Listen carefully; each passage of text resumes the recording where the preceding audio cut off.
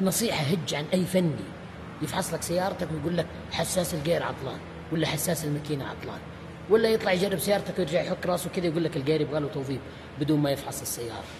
هج عني. بقول لك ليش. الأيام الماضية مرتني سيارتين فيها مشاكل في الجير كانوا بيوظبونها وخسروا مبالغ كبيرة، وطلعت المشكلة تافهة وبسيطة وحليناها بفضل الله، ثم بفحص الكمبيوتر اللي قدر يحدد لنا وين المشكلة بالضبط. السيارة الأولى كانت مازدا 6 موديل 2016 ماشية حوالي 270 ألف كيلو ولا عمره غير لا زيت الجير بوكس، عنده نتعة في الجير، وظهرت له في الشاشة في الطبلون لمبة المحرك ولمبة تراكشن كنترول. غير بواجي وغير بخاخات وغير كراسي، بعدين جانا وفحصنا له إياها بالكمبيوتر وشوفوا النتيجة.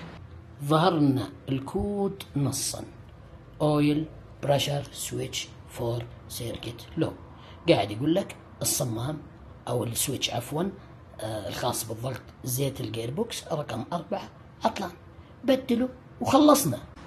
ليش اقول لك اللي يقول لك حساس الجير عطلان هج عنه. شوفوا هذا الفالف بودي او مخ الجير حق المازدا، طبعا هذا حق تشليح، اوكي احنا فكينا منه قطع. هذا صمام، هذا صمام، هذا صمام، هذا صمام، وفي مجموعة من الحساسات وفي مجموعة من السويتشات. فأنت إذا ما تقدر تحدد العطل وين بالضبط ترك بتخسر العميل. وين السويتش رقم 4 هذا هو، تمام.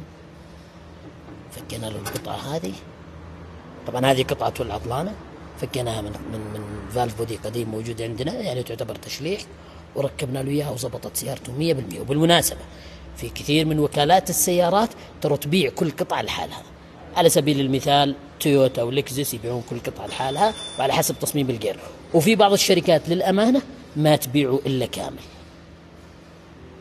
فإذا وكالة سيارتك تبيع لوحده، شوف لك فني محترم يعرف يفحص يطلع لك القطعة العطلانة وروح بدلها لحالها، ما راح تكلفك كثير.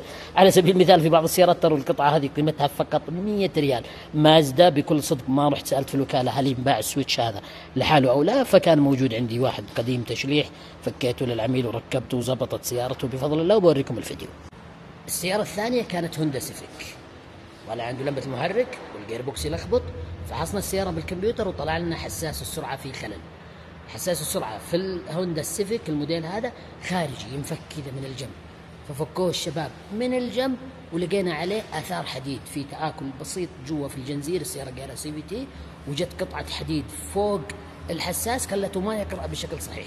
نظفناه بس وركبناه وزبطت سيارته 100%. والجامع المشترك الأكبر بين عطل السيارتين اثنينهم ما غيروا زيت الجير بوكس. الصمامات هذه والقطع الداخلية اللي جوات الجير بوكس إذا تجمعت فيها رواسب بسبب عدم تغييرك لزيت الجير بوكس ترى حيصير فيها كذا. فنصيحة دائما التزم بصيانة زيت الجير بوكس لسيارتك. طولت عليكم بالفيديو أنا عارف، لكن الغرض الفائدة.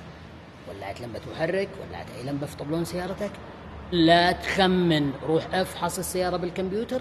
وإذا ما عرف الفني يحدد لك وين مكان العطل بالضبط تراه ما يعرف، وروح شوف غيره. وهذا لا يعني انه انا اعرف كل شيء، انا برضو تمرني اعطال قد ما اعرف احلها او ما اعرف مشكلتها، واقول للعميل لا اعلم، ومن قال لا اعلم فقد افتى. لا تخسر العميل علشان انت ما تعرف، قول له ما اعرف ويروح يشوف غيرك. طولت عليكم، بس اتوقع انكم ان شاء الله استفدتوا من هذا الفيديو. فنصيحة دائما، ولعت لمبة في طبلون سيارتك اترك عنك التخمين وروح افحص كمبيوتر. واذا ما قدر الفني يحدد لك بفحص الكمبيوتر وين مكان المشكلة تراه ما يعرف، وعادي جدا. كلنا كفنيين ما راح نعرف نصلح كل حاجة، بما فيكم أنا. أحيانا تمرني أعطال أفحص السيارة ويطلع لي شيء أنا ما أعرفه، فطبيعي إني أقول للعميل ما أعرف، أفضل من إني أخسره يروح يفك جير يروح يوظف جير بسبب إنه أنا ما أعرف.